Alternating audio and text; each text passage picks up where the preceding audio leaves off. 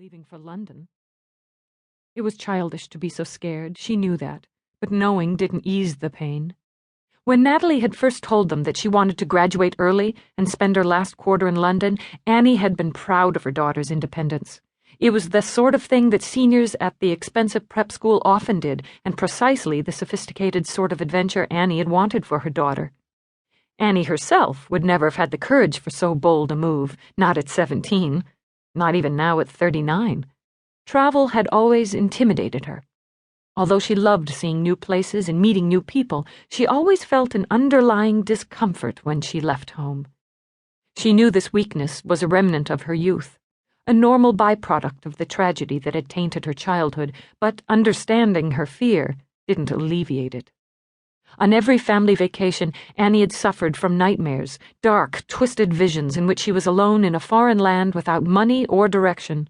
Lost, she wandered through unfamiliar streets, searching for the family that was her safety net, until finally, sobbing in her sleep, she awoke. Then she would curl into her husband's sleeping body and, at last, relax. She had been proud of her daughter's independence and courage in choosing to go all the way to England by herself, but she hadn't realized how hard it would be to watch Natalie leave. They'd been like best friends, she and her daughter, ever since Natalie had emerged from the angry, sullen rubble of the early teen years. They'd had hard times, sure, and fights and hurt feelings, and they'd each said things that shouldn't have been said, but all that had only made their bond stronger. They were a unit. The girls in a household where the only man worked 80 hours a week and sometimes went whole days without remembering to smile. She stared out the car window. The concrete-encrusted canyons of downtown Los Angeles were a blur of high-rise buildings, graffiti, and neon lights that left streaking reflections in the misty rain. They were getting closer and closer to the airport. She reached for her husband, touched the pale blue cashmere of his sleeve. "Let's fly to London with Nana and get her settled with her host family. I know—" "Mom!" Natalie said sharply from the back seat. "Get real! It would be so humiliating for you to show up." Annie drew her hand back and plucked a tiny lint ball from her expensive wool pants. "It was just an idea," she said softly. "Your dad has been trying to get me to England for ages. I thought maybe we could go now." Blake gave her a quick look, one she couldn't quite read. "I haven't mentioned England in years." Then he muttered something about the traffic and slammed his hand on the horn. "I guess you won't miss the California traffic," Annie said into the awkward silence that followed.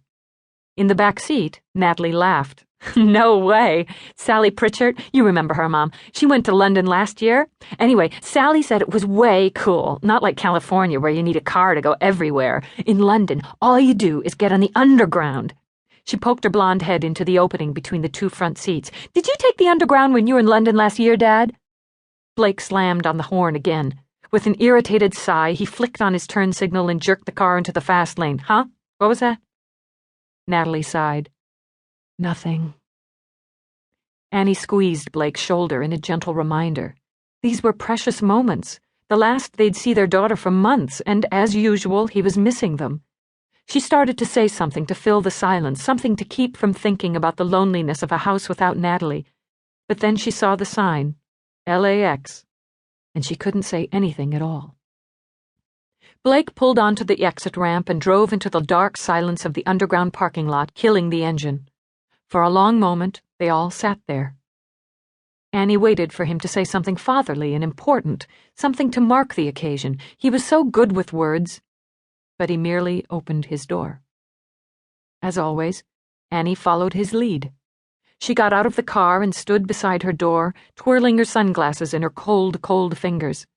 She looked down at Natalie's luggage, a single gray duffel bag and a green canvas Eddie Bauer backpack. She worried that it wasn't enough, that it was too unwieldy. She worried about everything.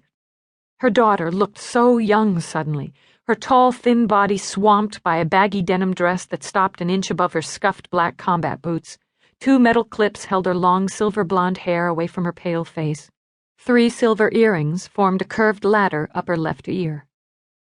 Annie wanted to manufacture a conversation, toss out bits of advice about money and passports and the importance of always being in a group of kids, but she couldn't do it. Blake walked on ahead, carrying the 2 lonely pieces of luggage as Natalie